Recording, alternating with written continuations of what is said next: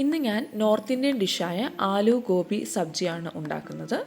അതിനുവേണ്ടി ചൂടായ പാനിലേക്ക് എണ്ണ ആവശ്യത്തിന് ഒഴിച്ചു കൊടുക്കാം. എണ്ണ ചൂടായതിനു ശേഷം അതിലേക്ക് അരിഞ്ഞു വെച്ചിരിക്കുന്ന ഇഞ്ചിയും പച്ചമുളകും ചേർത്ത് കൊടുക്കാം. പച്ചമുളക് എരിവിനനുസരിച്ച് 2 or 3 ചേർത്ത് കൊടുക്കാം. ഞാനിവിടെ 3 പച്ചമുളകാണ് ചേർത്തിരിക്കുന്നത്. ഇതൊരു നോർത്ത് ഇന്ത്യൻ ഡിഷ് ആയതുകൊണ്ട് തന്നെ ആദ്യം എണ്ണ ചൂടാകുമ്പോൾ താല്പര്യമുള്ളവർക്ക് ജീരകമിട്ട് പൊട്ടിക്കാം. ഞാൻ പിന്നീട് ജീരകപ്പൊടി ചേർക്കുന്നത് കൊണ്ട് അത് ചെയ്യുന്നില്ല.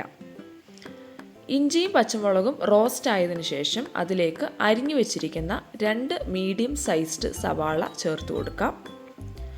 സവാള സോഫ്റ്റ് ആവാൻ വേണ്ടി ആവശ്യത്തിന് ഉപ്പ് ചേർത്ത് കൊടുക്കാം. ഇതെല്ലാം കൂടി നമുക്ക് മിക്സ് ചെയ്ത് എടുക്കാം.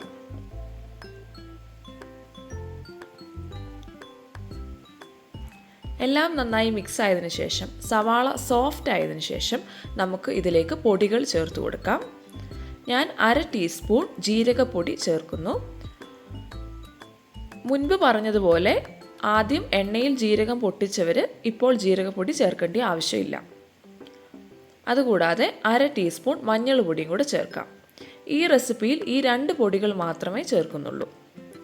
ശേഷം പൊടികളുടെ സ്മെല്ല് മാറുന്നിടം വരെ റോസ്റ്റ് ചെയ്തെടുക്കാം. റോസ്റ്റ് ആയതിനു ശേഷം അരിഞ്ഞു വെച്ചിരിക്കുന്ന പൊട്ടറ്റോ ക്യൂബ്സ് ഇതിലേക്ക് ചേർത്ത് കൊടുക്കാം. മുന്നേ അരിഞ്ഞു വെക്കുകയാണെങ്കിൽ അത് വെള്ളത്തിൽ സോക്ക് ചെയ്ത് വെക്കണം, അല്ലെങ്കിൽ കളർ ചേഞ്ച് ആകുവാനുള്ള ചാൻസ് ഉണ്ട്. അരിഞ്ഞു വെച്ചിരിക്കുന്ന പൊട്ടറ്റോ ക്യൂബ്സ് ചേർത്ത് നല്ലപോലെ ഇളക്കിയെടുക്കാം.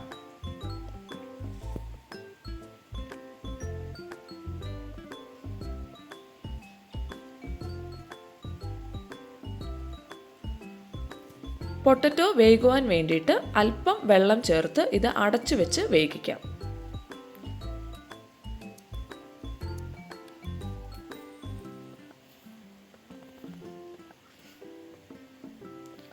പൊട്ടറ്റോ ഏകദേശം 1/4 വേവ് ആയതിനു ശേഷം അതിലേക്ക് കഴുകി ക്ലീൻ ചെയ്ത് വെച്ചിരിക്കുന്ന ഗോബി ചേർത്ത് കൊടുക്കാം, കോളിഫ്ലവർ.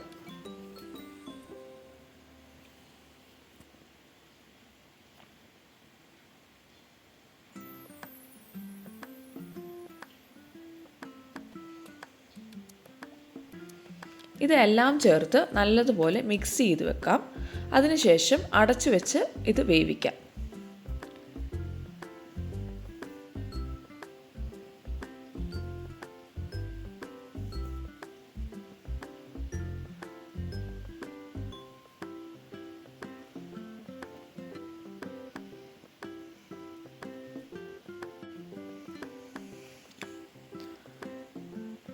ഇപ്പോൾ നമ്മുടെ കോളിഫ്ലവർ ആലു സബ്ജി ഇവിടെ റെഡി ആയിരിക്കുകയാണ്. ഓൾമോസ്റ്റ് 5 മിനിറ്റോളം ഞാൻ അടച്ചു വെച്ച് വേവിച്ചു. ഇപ്പോൾ എൻ്റെ പൊട്ടറ്റോയും കോളിഫ്ലവറും നന്നായിട്ട് വെന്തിട്ടുണ്ട്. ഇതിൻ്റെ കൂടെ ഗാർണിഷ് ചെയ്യാൻ താല്പര്യമുള്ളവർക്ക് കൊറിയാൻഡർ ലീവ്സും ഇടാം. Thank you. എല്ലാവരും ട്രൈ ചെയ്ത് നോക്കുക.